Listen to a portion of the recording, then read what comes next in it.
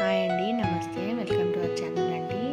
ఈరోజు వీడియో వచ్చేసి అంటు దిండుతో ఫ్రై చేద్దాం అనుకుంటున్నానండి. చాలా బాగుంటుంది, హెల్త్ బెనిఫిట్స్ అయితే చాలా ఉంటుంది.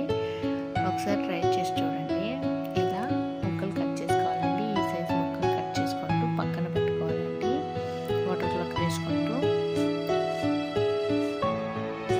ఇప్పుడు చూపిస్తున్నాను కదా, ఆ సైజ్ ముక్కలు కట్ చేసుకుంటూ కట్ చేసినప్పుడు నార వస్తుంది. నారని తీసేసి పక్కన పెట్టుకోవాలి. ఇప్పుడు ప్యాన్ తీసుకోవాలండి. ప్యాన్ తీసుకుంటూ పల్లీలు వేసుకుంటూ డ్రై రోస్ట్ చేసుకోవాలి. బాగా వేయించుకొని పక్కన తీసుకోవాలండి. ఇప్పుడు చూడండి, చూపిస్తున్నాను. ఇంత వేగితే చాలండి. ఒక ప్లేట్లోకి సైడ్ తీసి పెట్టుకుంటాము.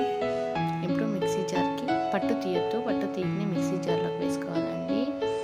వేసుకుంటూ అందులోకి వెల్లుల్లి రెబ్బలండి 6 నుంచి 7 వరకు వేసుకోండి.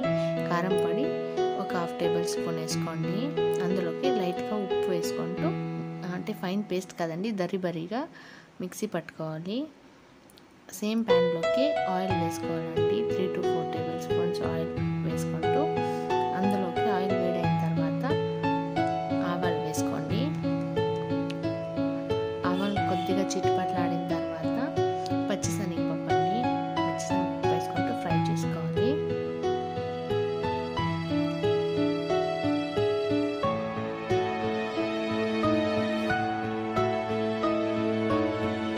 ఇప్పుడు ఉల్లిపాయ కట్ చేసి పెట్టుకుని ఉల్లిపాయ వేసుకుంటూ ఫ్రై చేసుకోవాలండి.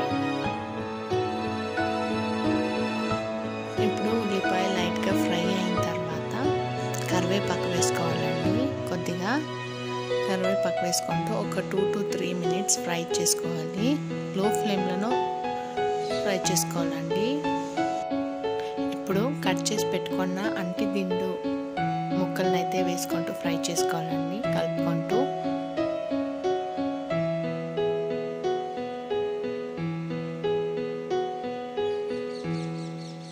మధ్యలో మిక్స్ చేసుకుంటూ మూత పెట్టుకుంటూ ఫ్రై చేస్తుండాలి. ఒక 5 to 10 మినిట్స్ లో ఫ్లేమ్లోనే ఫ్రై చేసుకోవాలండి. హై ఫ్లేమ్లో అయితే ఉంచొద్దు.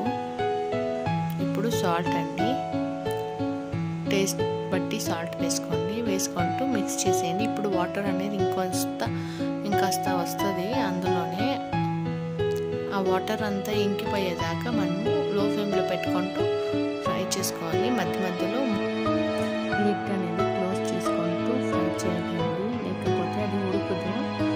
అందుకోసమే క్లోజ్ చేసుకుంటూ 5 మినిట్స్ ఆగి తర్వాత మిక్స్ చేసుకోవాలి.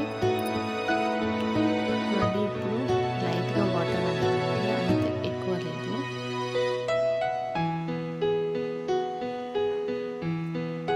ఇలా మిక్స్ చేసుకుంటూ బాగా ఫ్రై చేసుకోవాలండి. ఇప్పుడైతే చూడండి, వాటర్ పూర్తిగా ఎక్కిపోయింది. ఇప్పుడు అది ఉడికిందనమాట. ఈ టైంలో నేనైతే కాస్త సపరేట్ చేశాను. కొందరు పల్లీల పౌడర్ వేసుకుంటూ తింటారు, కొందరు అయితే తినరు. తినని వాళ్ళకి ఇలా చేసుకోవచ్చు.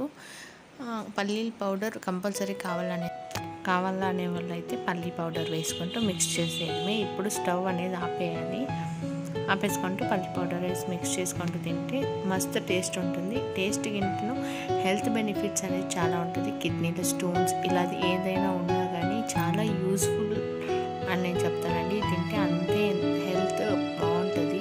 మీకు ఒకసారి నచ్చితే చేసుకొని తినండి. మీకు నచ్చితే లైక్ చేయండి, షేర్ చేయండి, సబ్స్క్రైబ్ చేసుకొని. Thank you for watching.